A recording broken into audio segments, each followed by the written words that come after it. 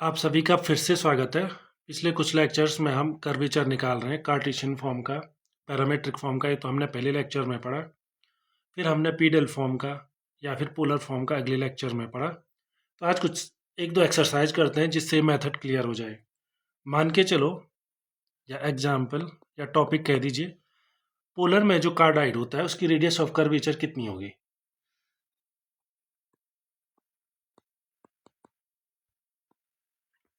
Radius of curvature of cardioid की equation कितनी होती है? R equal to small a, 1 + cos theta भी हो सकती है, 1 - cos थीटा भी हो सकती है, कोई भी एक ले लीजिए। क्योंकि पोलर फॉर्म में तो क्या करेंगे, एक तो डेरिवेटिव चाहिए पहला वाला और दूसरा चाहिए सेकंड डेरिवेटिव, वो सब में चाहिए होता है। तो स्टार्ट कीजिए। जो D R by D theta होगा वो कितना हो जाएगा? यहाँ पे बहुत आसान है निकालना, ए साइन थीटा हो जाएगा। फिर से डिफ्रेंशिएट करो, ए कॉस थीटा सेकंड डेरिवेटिव। तो अब आपके पास रो के लिए रेडीमेड फॉर्मूला है। रो कितना होता है एक बार फिर से लिख लेता हूँ मैं। वैसे आप लोगों को याद हो चुका होगा, ऐसी उम्मीद है मेरी। बस जस्ट इन केस याद ना हुआ हो तो ये फॉर्मूला आपके सामने है। तो इसका जो होल स्क्वायर होता है उसकी पावर फिर से कितनी हो जाती है? 3/2। उसको भी अभी लिख लीजिए। फिर कितना आता है?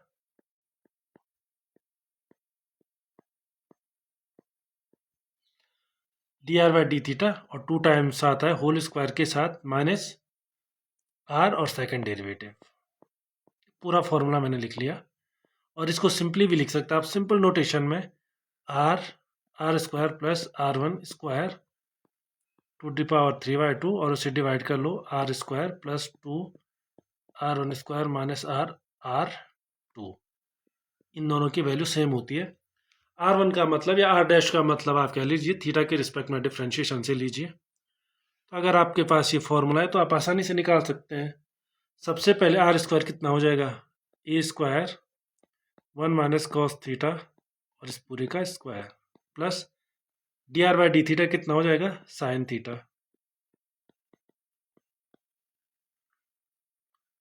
और इसकी पावर 3/2। इसके बाद नीचे क्या आ जाएगा? आर स्क्वायर आ जाएगा, A square 1 - cos theta whole square plus 2 times D R by D theta, A square sine square theta minus R. R की जगह पे आप कितना लिख सकते हैं? A 1 - cos theta. उसके बाद फिर से सेकंड डेरिवेटिव है जो यहाँ पे ए cos थीटा हमने निकाल के रखा हुआ है। तो फिर से ए स्क्वायर हो जाएगा ये, और ए cos थीटा। ये स्क्वायर है क्योंकि ए इंटू ए हुआ है यहाँ पे। आप यहीं भी छोड़ सकते हैं, लेकिन अगर आप सिंप्लीफाई कर सकते हैं तो कीजिए। क्योंकि इस टाइप का क्वेश्चन कई बार आ चुका है। कार्डाइड को हम कई बार इसकी ये पावर निकाल चुके हैं डिफ्रेंशिएशन में, चाहे रेक्टिफिकेशन के लिए निकाला हो, चाहे क्वाड्रेचर के लिए निकाला हो, चाहे आपने रिवोल्यूशन के लिए निकाला हो, तो निकाल सकते हैं आप।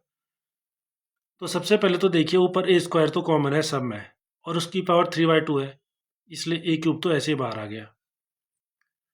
उसके बाद 1 a minus b whole square लगाइए या a plus b whole square, जो भी बोलो, b equal to minus cos theta हो जाएगा। Cos square theta plus sine square theta 1 और माइनस 2 कॉस थीटा।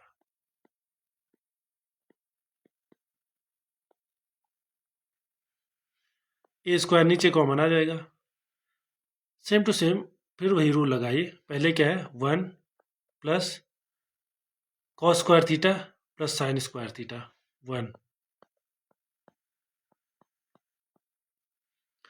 पर ये 2 स्क्वायर साइन स्क्वायर थीटा है, एक साइन स्क्वायर थीटा तो चला गया, 1 हो गया, एक साइन स्क्वायर थीटा भी बचा है,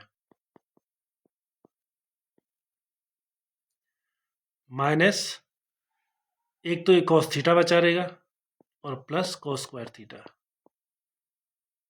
ये कैसे आया है? ये कॉस थीटा एक 1 से मल्टीप्लाई होगा, cos theta minus cos theta से मल्टीप्लाई होगा तो वो माइनस कॉस स्क्वायर थीटा आ जाएगा। लेकिन एक माइनस और है बाहर से, इसलिए प्लस हो जाएगा। इसे आप लिख सकते हैं केवल ए बचा रहेगा ऊपर, ये हो जाएगा 2 1 माइनस कॉस थीटा। तो 2 का मतलब कितना हो जाएगा, 2 square root 2। 1 minus cos theta कितना होता है, उसको आप छोड़ भी सकते हैं या यहीं पे लिख भी सकते हैं, यहीं पे आप सिंप्लीफाई भी कर सकते हैं। 1 माइनस कॉस थीटा और इसका क्यूब, क्योंकि पावर 3/2 है, 2 बाहर चला गया, 1 माइनस कॉस थीटा। तो मैं छोड़ रहा हूँ, आप इसे फर्दर सिंप्लीफाई कर सकते हैं। सिंप्लीफाई करने का मतलब है कॉस 2 थीटा का फॉर्मूला लगा लीजिए। कॉस 2 थीटा कितना होता है, cos square theta minus sign square theta, वो वाला भी लगा सकते हैं। और पर यहाँ पे ये लगेगा नहीं, यहाँ पे 1 माइनस कॉस थीटा है। दूसरा फॉर्मूला होता है 2 कॉस स्क्वायर थीटा माइनस 1, और तीसरा होता है 1 माइनस 2 साइन स्क्वायर थीटा। तो जहाँ पे भी जिसकी ज़रूरत है आप उसका यूज कर सकते हैं। नीचे कितना बचा रहेगा, 1 + 1 2, लेकिन sign square theta plus cos square theta फिर से 2, 2 + 1 3, उसके बाद minus 2 cos theta minus cos theta 3 cos theta.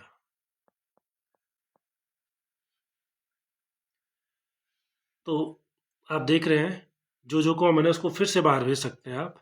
तो आप ऐसा कर सकते हैं, इसे ऐसा कर लीजिए, a/3 तो कॉमन है ही है, 2 स्क्वायर रूट 2 भी कॉमन है ही है। नीचे कितना बच रहा है, 1 माइनस कॉस थीटा। ऊपर कितना है, 1 minus cos theta two the power 3/2। तो आप ऐसा कर सकते हैं, उसको ऊपर भेज दीजिए, 1 minus cos theta square root 1 minus cos theta लिख सकते हैं। तो जो बचा रहेगा वो square root 1 minus cos theta ही बचा रहेगा। 3/2 माइनस 1 कितना होता है, 1/2, ऐसे भी कह सकते हैं। आपकी इच्छा, आप यहीं पे भी छोड़ सकते हैं, और आप चाहें तो इसे थोड़ा सिंप्लीफाई कर सकते हैं θ/2 के टर्म में। आपके पास कई वो है, उसमें से मैं थोड़ा डिफरेंट बताऊँ आपको, तो आप ऐसे भी लिख सकते हैं इसको। ये देख लीजिए, आर की वैल्यू कितनी होती है, a1 माइनस कॉस थीटा। मैं आर ला रहा हूँ, आप दूसरा भी तरीका यूज कर सकते हैं, वो मैं आपके लिए छोड़ रहा हूँ। कॉस 2 थीटा वाला फॉर्मूला लगाए, 1 माइनस कॉस 2 थीटा वाला मैं आपके लिए छोड़ रहा हूँ। मैं कौन सा वाला कर रहा हूँ, ये देख लीजिए, 2/3 तो आएगा ही। मैं इस फॉर्मूले को ले रहा हूँ, जो कर्व की क्वेश्चन है, a1 माइनस कॉस थीटा को मैं अंदर ले जा रहा हूँ। स्क्वायर रूट 2 है, उसको भी अंदर भेज लीजिए। तो अंदर कितना बच जाएगा, अंदर 2 times a1 minus cos theta, इतना बच जाएगा। इसको आप लिख सकते हैं 2/3। मुझे जो है, जो ये a है, ए मैंने अंदर भेजा है, तो ए का स्क्वायर अंदर जाएगा। ये थोड़ा देख लीजिए आप। तो स्क्वायर रूट कितना हो जाएगा, ये a² हो जाएगा, ये इतना ठीक होगा। ठीक है, तो स्क्वायर रूट 2 इंटू ए एक साइड हो गया, और उसके बाद आर एक साइड हो गया। यहाँ पे मैंने क्या किया, इस ए को मैंने स्क्वायर रूट के अंदर भेजा, इसलिए उसका स्क्वायर होना ही चाहिए। आगे बढ़िए। और दूसरा तरीका भी मैंने आपको बता दिया था, आप चाहे तो कॉस थीटा को 1 माइनस कॉस थीटा वाले फॉर्मूले से रिड्यूस कर दें, वैसे में भी हो सकता है। अगली एक्सरसाइज करते हैं। मान के चलिए, find row for s² = 8ay। तो कैसे करेंगे, सबसे पहले तो हमें क्या करना है, डिफ्रेंशिएशन करना है इस कर्व का। तो स्टार्ट कीजिए सॉल्यूशन। जैसे आप डिफ्रेंशिएट करेंगे, with respect to s differentiate कीजिए, जिससे लेफ्ट हैंड साइड 2s मिल जाए, right hand side 8a dy/ds। और dy/ds कितना होता है, साइन साई। तो ये कितना हो गया, 2 से ये कैंसिल हो जाएगा, तो यहाँ केवल s बचा रहेगा, इक्वल टू 4a और साइन साई। आपको याद है, ये एक फेमस इक्वेशन है, तो आप याद निकाल के बताइए कौन सी है ये। मैंने एक दिन कन्वर्ट किया था इंट्रिंसिक फॉर्म में, और बताया था इस इंट्रिंसिक फॉर्म में कैसा भी इसका वो निकालेंगे। किसी इंट्रिंसिक फॉर्म वाले लेक्चर में मैंने बताया था कि इस कर्व की इंट्रिंसिक इक्वेशन क्या होती है, फिर कर्वेचर में वो निकाल के भी दिखाया था। आगे बढ़िए, ds/d कितना हो जाएगा यहाँ से, ds/d equal to 4a cos Sai.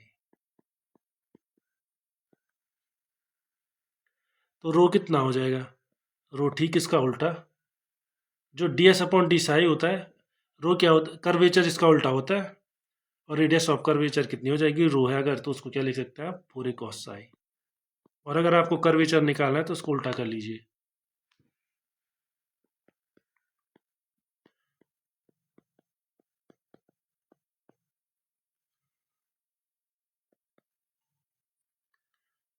Four ए, फिर से मैं वही ला गया, स्क्वायर रूट साइन साई क्यों लाया होऊंगा मैं, थोड़ा क्वेश्चन है। साइन साई हमें पता है एस अपॉन फोर ए होता है,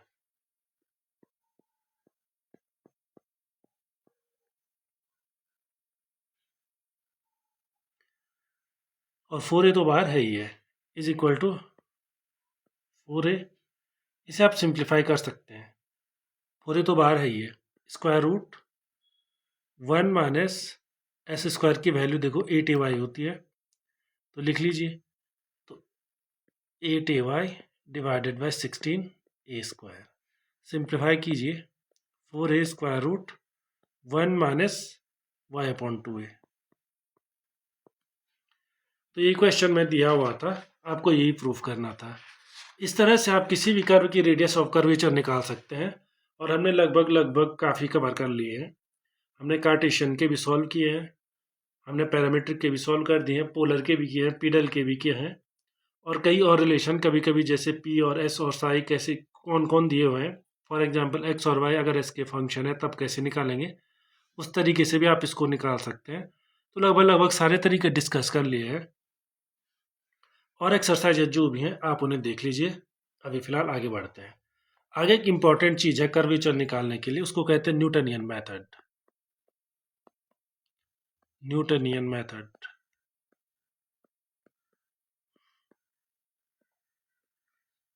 इस न्यूटनियन मेथड में क्या होता है, ये भी कर्वेचर निकालने की एक आसान सी ट्रिक है। इससे क्या होता है, मान के चलो कभी कभी बहुत आसानी मिल जाती है आपको, मान के चलो if A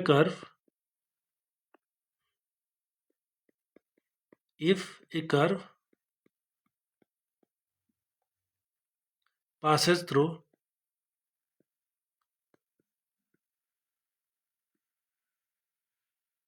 the origin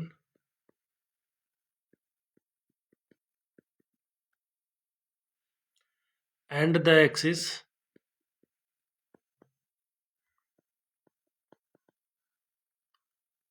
and the x-axis लीजिए, the x-axis is tangent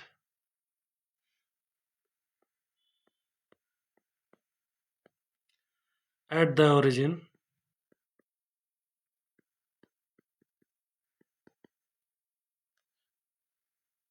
then limit x square upon two y, जैसे जैसे x जीरो की ओर टेंड करेगा gives the radius of curvature, gives the radius of curvature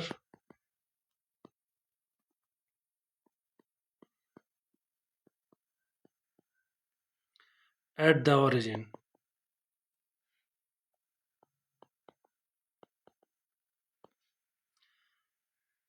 इसमें क्या है, मान के चलो कोई कर्व है, अभी तक आपके पास छोटी मोटी क्वेश्चन है, अब मैं खूब लंबी लंबी क्वेश्चन लिखूंगा जिसमें काफ़ी टर्म्स होंगे, और ये कर्व की ऐसा नहीं कार्टेशियन में काम करेगा, मैं आपको एक्सरसाइज से ही सॉल्व करके दिखाऊंगा, ये पोलर में भी काम करेगा, आप देखेंगे ना ये पैरामीट्रिक में भी काम करेगा। तो अभी एक दो एक्सरसाइज हम करने वाले हैं, आप समझ जाओगे।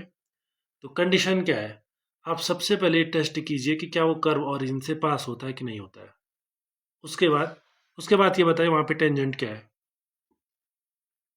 क्योंकि आपको पता है किसी भी कर्व की टेंजेंट आप निकाल सकते हैं, और ये भी देखते हैं आपने मल्टीपल पॉइंट में सब कुछ पढ़ा है, बल्कि आप इससे भी ज़्यादा टेस्ट कर सकते हैं कि वहाँ पे नोड है कि कस्प है कि कैसा है।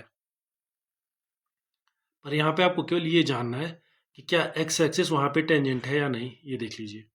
If A curve passes through the origin, आसान है टेस्ट करना, वहाँ पे आप टेंजेंट निकालिए, वो भी बहुत आसान है। तो क्या एक्स एक्सिस टेंजेंट है, आंसर यस, तो कर्वेचर आप सीधे आंख बंद करके लिख सकते हैं, x square upon two y as x tends to zero. एक एक्सरसाइज से समझते हैं, एक एग्जाम्पल कर लेते हैं क्विक। मान के चलो रेडियस ऑफ कर्वेचर इस कर्व का निकालना है आपको, ये कर्व देख लीजिए। क्वेश्चन क्या है, find the radius of curvature of किसकी रेडियस ऑफ कर्वेचर निकालनी है? कर्व की इक्वेशन देख लीजिए, x cube minus 2x² y plus 3xy² minus 4y³ plus 5x² minus 6xy plus 7y² minus 8y equal to 0। अब देख लीजिए, आपने कर्वेचर पे इतनी एक्सरसाइजेज की है, इसको कीजिए। तो इसको करोगे तो किया तो जा सकता है। पहले आप फर्स्ट डेरिवेटिव निकालो, सेकंड डेरिवेटिव निकालो, तो हो सकता है उतनी आसानी से ना आए। कई एक्सरसाइजेज ऐसी हो सकती हैं। आप सिर्फ एक टेस्ट कीजिए इसमें। जैसे अगर आपने वो टेस्ट कर दिया, आप बिना सॉल्व किए इसकी रेडियस ऑफ कर्वेचर लिख सकते हैं। कर्व ट्रेसिंग में आपने अच्छे से पढ़ाई किया, ओरिजिन से पास होता है। Yes, origin, yes. टेंजेंट क्या है ओरिजिन पे, आपको पता है कैसे निकालते हैं। तो आप देख सकते हैं, मैं सीधे आंसर लिख रहा हूँ क्योंकि हम कर्व ट्रेसिंग में इतनी डिटेल में पढ़ चुके हैं कि अब बार बार एक्सप्लेन करने की ज़रूरत नहीं है कि कैसे ओरिजिन पे टेंजेंट निकलती है। तो ओरिजिन से पास हुआ, यस। टेंजेंट क्या है, एक्स एक्सिस, डन। इतना पता चलते ही आप क्या कर लीजिए, इसके एसिम्पटोट अब आप निकाल सकते हैं। आपको क्या चाहिए, x²/y चाहिए, ये देख लीजिए। वैसे 2y चाहिए, लेकिन कंफ्यूज मत करना, 2 एक कांस्टेंट है, या 1/2 एक कांस्टेंट है, उससे हम किसी भी टाइम मल्टीप्लाई कर सकते हैं। आपको चाहिए x²/y, तो क्या कीजिए, y से डिवाइड कीजिए।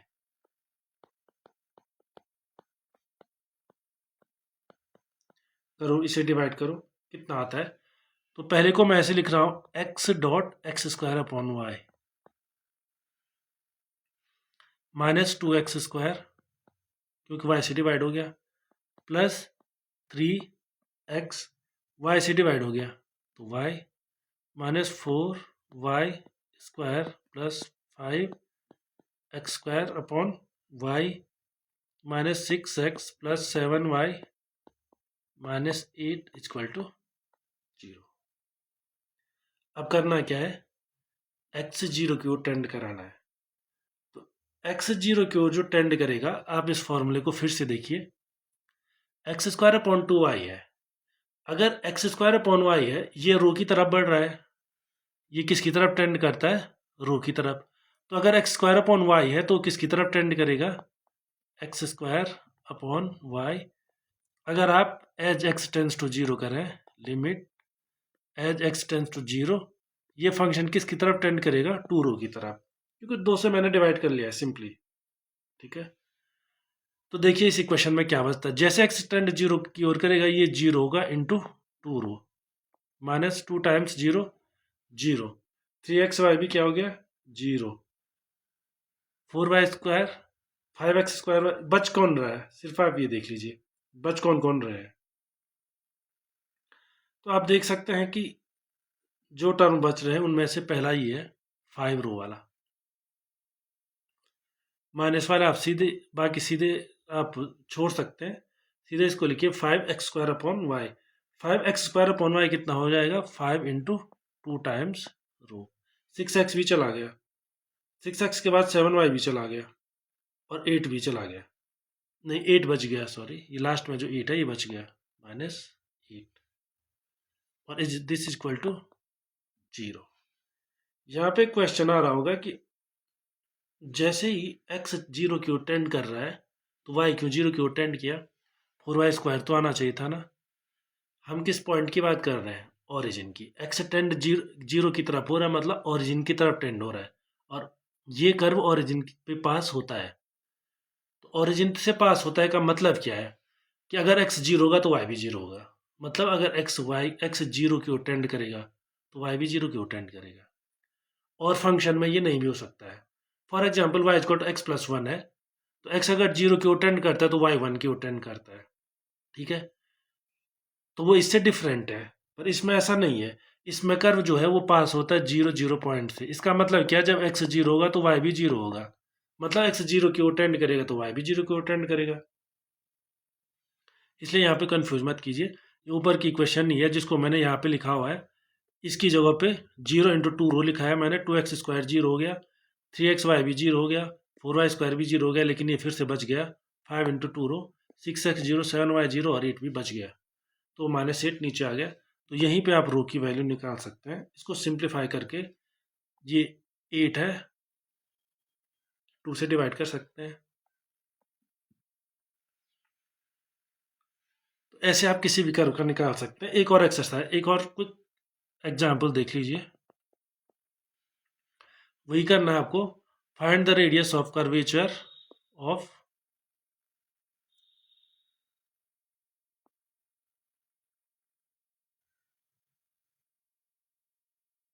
ये लीजिए, इस बार जो कर्व है वो कर्व थोड़ा डिफरेंट है। वो है x³ + y³ - 2x² + 6y = 0। Solution same to same, या तो एक उसी तरीके से यूज कीजिए जो आप पढ़ते आ रहे हैं। फर्स्ट डेरिवेटिव निकालो, सेकंड डेरिवेटिव निकालो, फिर उस लंबे चौड़े फॉर्मूले से सॉल्व कर लो। दूसरा तरीका है, क्या ओरिजिन से पास होता है? वो मैं आपके लिए छोड़ रहा हूँ, आंसर है यस। टेंजेंट क्या है वहाँ पे? ओरिजिन पे टेंजेंट कितना है? तो ओरिजिन पे टेंजेंट है x एक्सिस। इसका मतलब हमें x² / 2y या x² / y चाहिए, ठीक है। तो कैसे मिलेगा? y से डिवाइड कर लो पूरी क्वेश्चन को। जैसे आप y² से डिवाइड कर लोगे, कितना मिलेगा? Dividing by y। जैसे आप y करोगे से डिवाइड करोगे तो कितना हो जाएगा? x.x² / y + y² - 2x² / y + 6 = 0। अब x किसकी ओर टेंड करेगा? 0 की ओर। तो y भी किसकी ओर टेंड करेगा? 0 की ओर। आप इस पे उस लिमिट को ऑपरेट करा सकते हैं। Limit x tends to 0। ये आ गया 0 × 2 टाइम्स रो, पहला भी चला गया, y² भी चला गया, ये वाला बच गया। कितना बचा? -2 × 2 टाइम्स रो। यहाँ पे कितना हो गया? -2 × 2 टाइम्स रो। क्यों है? क्योंकि x² / y है। या तो इसे x² / 2y कर लो जिससे रो मिल जाए, या फिर ऐसे कर लो, या 6 कर लो, +6 तो आएगा ही, = 0। तो देख लीजिए रो कितनी आसानी से निकल गया।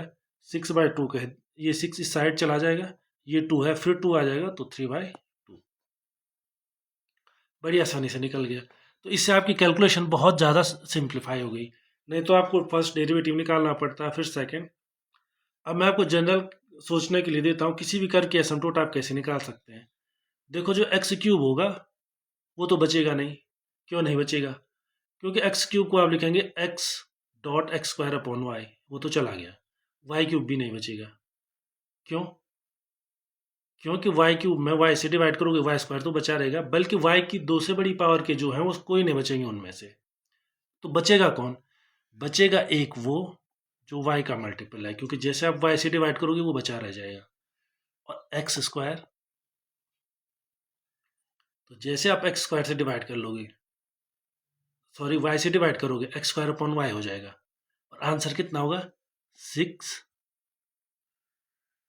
एक सेकेंड, ये तो आंसर कितना हो जाएगा? ये देखो, 6/2 × 2, क्योंकि x² / y हो जाएगा। इस 2 का 2 टाइम्स कर लो। 3 रहता तो 3 का 2 टाइम्स करते, 4 रहता 4 का 2 टाइम्स करते। तो फाइनल आंसर देखो 6/4 आ गया। सेम टू सेम पिछले में भी हुआ है। मतलब आप कर्वेचर देख के बता सकते हैं इसकी। सेम टू सेम ये इसमें भी हुआ है। जो इसका आंसर कितना आया, ये आप 4/5 देख के भी लिख सकते थे यहाँ पे।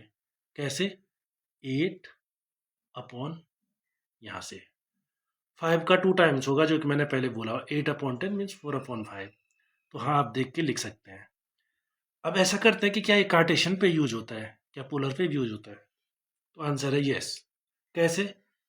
एक क्विक एग्जांपल मान के चलिए, रो निकालिए, और ये क्वेश्चन जो है, ये मैंने क्या लिखा है, आप लैंग्वेज में कंफ्यूज मत कीजिए। Find the radius of curvature at origin, ठीक है, क्योंकि जो न्यूटन का फॉर्मूला होता है, gives radius of curvature at the origin, इससे आप केवल ओरिजिन पे ही कर्वेचर निकालिए। तो आप ये मत बोलिए कि आपके मन में क्वेश्चन आ रहा है कि आप रेडियस ऑफ कर्वेचर कैसे निकाल रहे हैं इसकी, कि वो तो हर पॉइंट पे अलग अलग होती है, तो करेक्ट है, लेकिन ओरिजिन पे कितनी होगी वो हम इस मेथड से निकाल रहे हैं। तो चलिए एक और करते हैं, find radius of curvature of the curve, पर किस पॉइंट पे, ओरिजिन वाले पॉइंट पे। चलिए क्वेश्चन को फिर से कॉपी कर लेते हैं, सेम कर्व है लेकिन इस बार पोलर कर्व है। फाइंड रेडियस ऑफ कर्वेचर, और कंफ्यूज मत कीजिए, हम केवल ओरिजिन पर ही निकाल रहे हैं। अगर आप चाहें तो मैं यहाँ पे लिख लेता हूँ,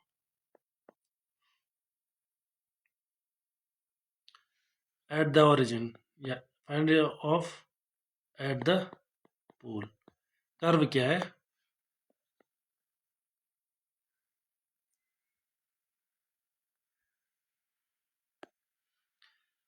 इस बार हम पोलर कर्व की तरफ बढ़ रहे हैं। R equal to a sine n theta.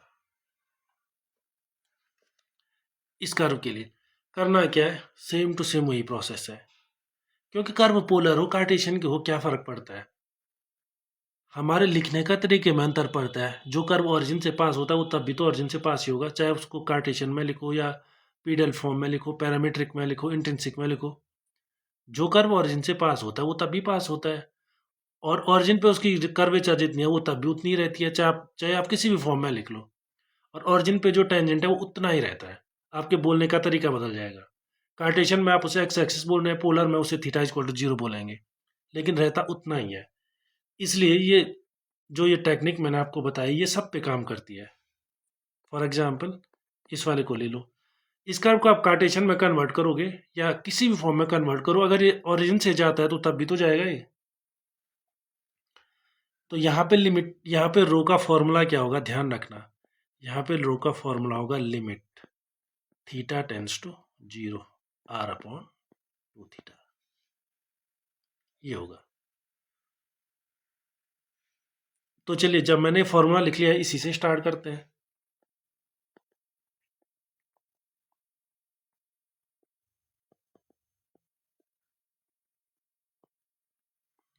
ऐसे में भी कर सकते हैं आप, कोई प्रॉब्लम नहीं है। Limit x tends to 0 sine x upon x की वैल्यू हमें पता है, तो जो चीज़ हमें पता है पहले वो लिख लीजिए, limit theta tends to 0 sine n theta upon n theta. तो एन से ऊपर मल्टीप्लाई करना होगा, और नीचे 2 तो पहले से ही है और ए ऊपर पहले से ही है। ये वाला ए यहाँ पे आ गया, ये दिख रहा होगा। इस एन से मैंने मल्टीप्लाई भी किया डिवाइड भी किया तो यहाँ पे आ गया। थीटा पहले से था लेकिन जो ये 2 था ये यहाँ पे आ गया, इज इक्वल टू थीटा 0 की अटेंड कर रहा है, sine theta upon n theta. आप चाहें तो एन थीटा को वाई लिख लें थोड़ी देर समझने के लिए। तो ये क्या हो गया, limit y tends to 0 sine y upon y, जिसकी वैल्यू 1 होती है। इस पे थीटा टेंस टू 0 काम करेगा नहीं, तो इसका आंसर आ जाएगा एन ए बाई 2। फिर बता देता हूँ, जो रिजल्ट यूज हुआ वो ये हुआ है, sine x tends to 0 sine x by, इसकी वैल्यू 1 होती है। इनडिटरमिनेट फॉर्म आप चैप्टर पढ़ सकते हैं। और x tends to 0 sine x by x 1, यहाँ पे एक्स कितना है, एन थीटा है, तो आप देख लीजिए। तो इस तरह से देख लीजिए आप रेडियस ऑफ कर्वेचर कितनी आसानी से निकल गई। अगर इस कर्व को मैं पिछले मेथड से करने को बोलता तो शायद आप पहला डेरिवेटिव निकालते, फिर दूसरा डेरिवेटिव, काफ़ी कॉम्प्लिकेटेड कैलकुलेशन है। तो चलो एक काम करते हैं, पैरामीट्रिक कर्व भी करते हैं, साथ ही में ये देखते हैं कि हमने साइक्लॉइड भी तो पढ़ा था एक कर्व, और साइक्लॉइड का कर्वेचर निकालो तो काफ़ी लंबा चौड़ा आता है, क्या ट्रिक काम करती है या नहीं करती है, तो वो भी देख लेते हैं। और ये फाइनल एग्जाम्पल हो जाएगा हमारा, पैरामीट्रिक भी कवर हो जाएगा और साइक्लॉइड भी कवर हो जाएगा इस वाले ट्रिक से। सेम टू सेम इसकी आपको radius of curvature at the origin निकालनी है।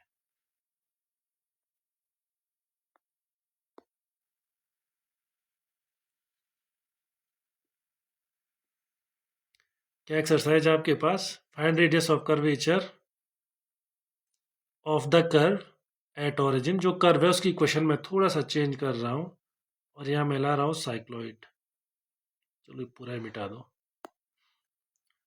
और find the radius of curvature of the curve. Curve क्या है, cycloid, x equal to theta plus sine theta और ये ए से मल्टीप्लाई होता है और वाई इक्वल टू ऐसे ही 1 माइनस कॉस थीटा और ये होता है मल्टीप्लाई स्मॉल ए से। तो इस साइक्लॉइड का कहाँ पे निकालना है? किसी भी पॉइंट पे नहीं निकाल सकते आप, इसमें थोड़ा कमी है इस मेथड में। Find the radius of the curvature of the curve at the origin, ये भी लिख लेता हूँ मैं, at the origin. Origin means x tends to 0, y tends to 0। तो क्योंकि ये पैरामीट्रिक है, पैरामीट्रिक कर्व बहुत नज़दीक होता है कार्टेशियन कर्व के, इसलिए कोई ज़्यादा प्रॉब्लम नहीं होगी, इसमें आसानी से किया जा सकता है इसको। सबसे पहले देखिए, क्विक चेक कर लीजिए, d x by D theta कितना है? A 1 plus cos theta. D y by D theta कितना है? ये भी टेस्ट किया जा सकता है, ए साइन थीटा। और आपको पता है d y by d x कितना आता है, क्योंकि आप साइक्लॉइड को कई बार सॉल्व कर चुके हैं। इन दोनों को एक दूसरे को डिवाइड कर लो, टेन थीटा बाई 2। इसका मतलब d y by d x कितना होगा? 0 होगा व्हेन थीटा इज 0। इसका मतलब थीटा इज इक्वल टू 0, मतलब d y by d x 0 होने का मतलब क्या है? जो ओरिजिन पॉइंट है